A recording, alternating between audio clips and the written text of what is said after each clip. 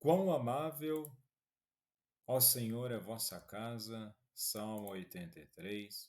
Um bom dia, em nome do Pai, do Filho e do Espírito Santo. Amém.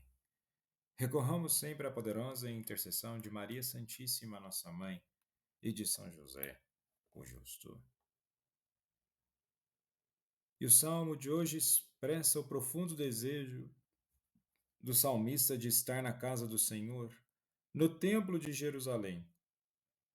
É atribuído aos filhos de Coré, um grupo de levitas responsáveis por conduzir a música e o louvor no templo. E o salmo exalta a beleza e a alegria de estar na presença de Deus e reflete o anseio espiritual do salmista por Deus como bem supremo. Expressa um forte sentimento de amor e reverência por este lugar sagrado, onde a presença de Deus é especialmente percebida. A experiência espiritual e a presença divina que o templo representa deve nos fazer refletir sobre o mundo humano e o mundo celestial.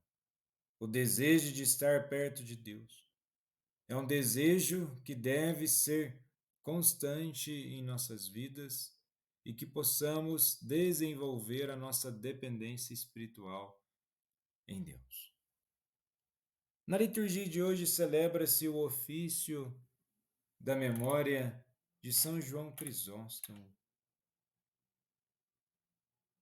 E ele enfatiza que a verdadeira riqueza está no reino de Deus e que o apego aos bens materiais é um grande obstáculo à vida espiritual. Muitas vezes nós nos apegamos por aquilo que nós achamos que é rico, mas pode nos empobrecer, e que possamos desenvolver constantemente uma mentalidade de desapego. Na primeira leitura de hoje, na primeira carta aos Coríntios, capítulo 9, versículos 16 ao 19, versículos 22 ao 27. Paulo escreve à comunidade de Corinto, abordando o tema do seu apostolado e da liberdade cristã. Paulo defende seu direito de pregar o evangelho sem receber nada em troca, enfatizando que sua missão é um chamado divino, uma obrigação pela qual ele não busca recompensa material. E ele usa uma expressão forte: ai de mim se eu não evangelizar. Vejamos, se nós verdadeiramente acreditamos em Jesus, ai de nós se nós não dermos testemunho. Nós somos chamados à fidelidade à nossa vocação. Devemos desenvolver uma mentalidade da humildade do serviço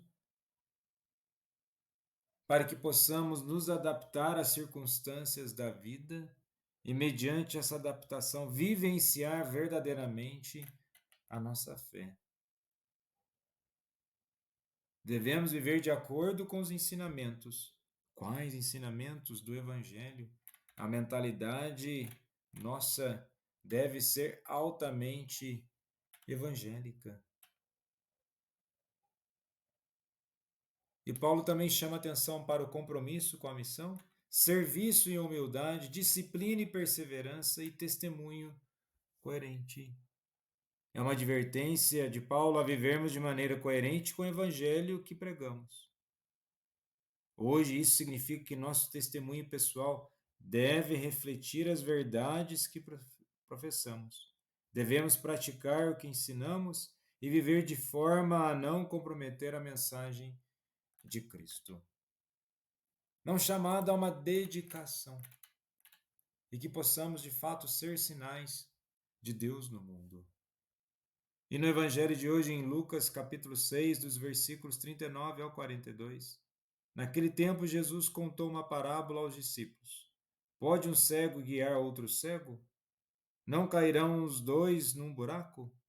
Um discípulo não é maior do que o mestre. Todo discípulo bem informado será como o mestre. Porque vês tu o cisco no olho do teu irmão e não percebes a trave que está no teu próprio olho? E podemos nos perguntar: falta-nos capacidade para conhecermos o que se passa no íntimo de uma outra pessoa. Qualquer juízo está sujeito a não corresponder à verdade. E Jesus menciona hipócrita. Isso, conforme a gravidade, pode configurar-se como calúnia, certamente um dos maiores pecados do ser humano. E, em geral, somos compassivos e benévolos com nossos próprios erros e carrascos em relação aos defeitos dos outros. E Jesus nos ensina a considerar primeiro o mal que existe em nós. Então, seremos mais compreensivos e mais tolerantes em relação ao próximo. Vejamos, ser tolerante não é uma permissividade para o pecado. E nesse sentido, a nossa imitação em Cristo não deve nos trazer um aspecto de perfeição.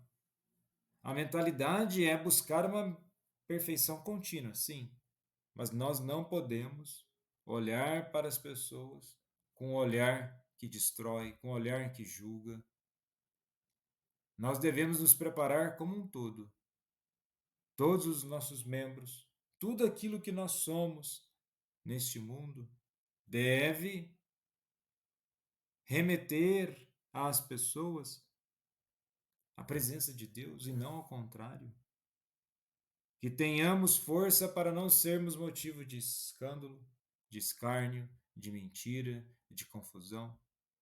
E vejamos, por mais que estejamos corretos em uma situação, assim como estava no evangelho de ontem, que tenhamos uma medida, um comportamento, uma ação que seja justa e na boa medida.